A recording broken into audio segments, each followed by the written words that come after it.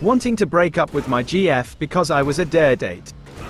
I never thought I'd be in this position, debating whether to walk away from an 8-month relationship that, until last night, I thought was real. But now, I can't stop feeling like the punchline to a joke I never knew was being told.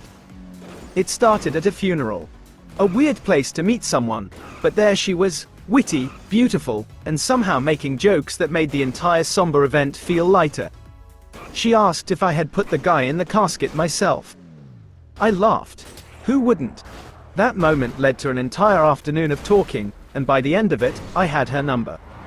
She was eager to go out with me. That confidence, that ease, it made me feel good about myself. So I asked her out, and we became a couple. It was easy, fun. She made me feel like I was worth something, like I had somehow lucked into a relationship with someone out of my league. And now, I know why. I wasn't supposed to last more than a week. I came home early from work yesterday, ready to surprise her. Instead, I heard her talking on the phone. At first, it was just laughter, but then she said it. I never meant for this whole thing with him to last so long. I'd never normally date someone like him. I don't know what kind of sound I made, but it must have been loud enough for her to notice. I saw her face drain of color as she turned toward me, wide-eyed and guilty. It was the first time I'd ever seen her look scared of me.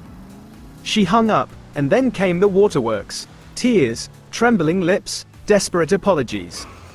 She spilled everything. It was a dare. A joke. Her friends, Tina and Stacy, saw my picture and thought it would be hilarious for her to give hope to the uglies of the world. She said she never meant to keep it up, but she forgot about the dare because she actually fell for me. Like that made it better. She told me she didn't find me attractive at first, but that over time she stopped caring about my looks. Stopped caring. As if my appearance was a hurdle she had to overcome to love me. As if she was doing me some kind of favor.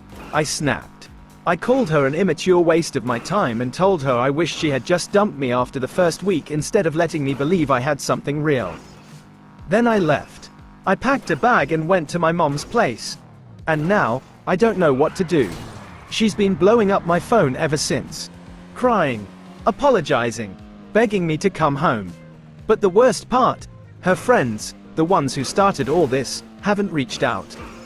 Not to defend her, not to berate me, nothing. She's on her own.